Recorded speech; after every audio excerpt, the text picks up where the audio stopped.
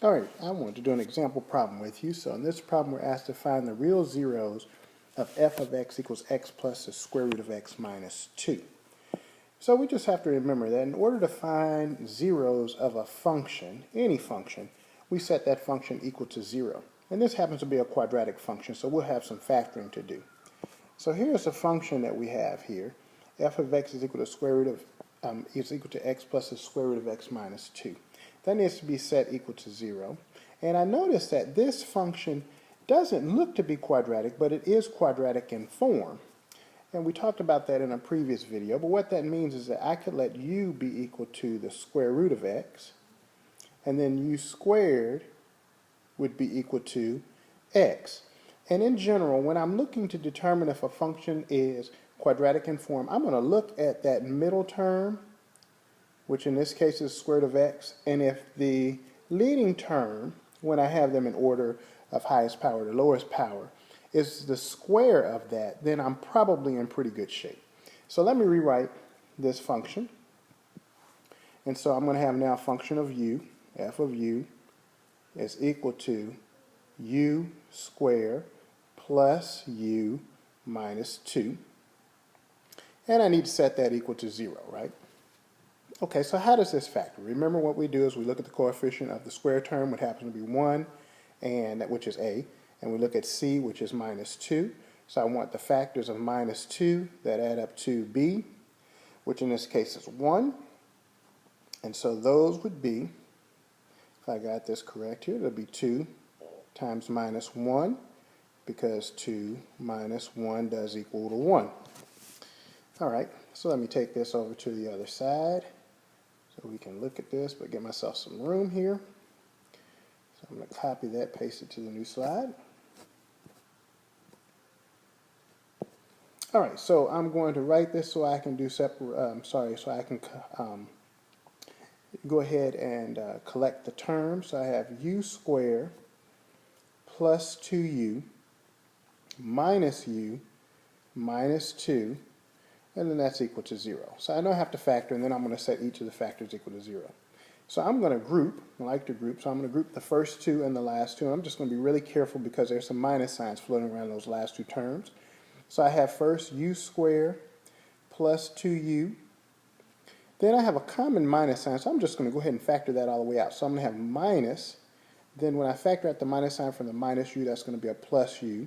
When I factor out the minus sign from the minus 2, that's going to be plus 2. All that's equal to 0.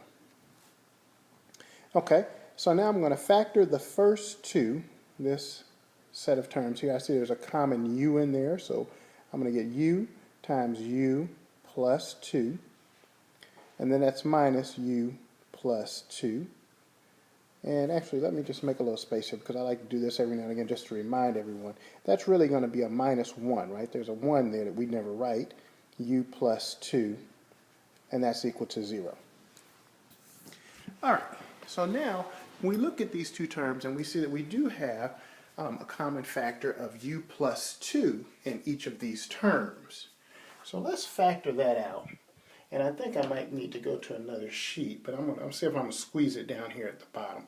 So I'm going to factor out the u plus 2. And when I do that, I get u plus 2 times u, right? That term is there. And then minus 1, right? Because that's all I had in the other term. And then that's all equal to 0. So I'm definitely going to have to go to another sheet here. So let me just copy this.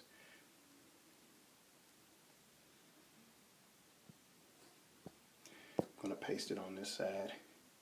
Might have picked up a little bit more than I wanted, so I'm just going to erase that extra stuff up there because we don't need that. See if I can arrange it here so we can see it. That's okay. Okay, so we've got u plus 2. Really do need to move that so you all can see it. Let's see, move that up a little bit. There we go. So we got u plus 2 times u minus 1 is equal to 0. Set each of those factors equal to 0 to finish this up. So I've got u plus 2 is equal to 0, and I'm going to have u minus 1 is equal to 0. U plus 2 equals 0, I get that u is equal to minus 2. and u minus 1 is equal to 0, I get u is equal to 1.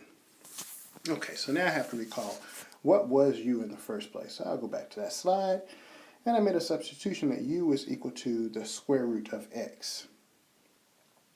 So in each of these cases, u is equal to the square root of x. So in the first case, I'll use a different color here just so we can see.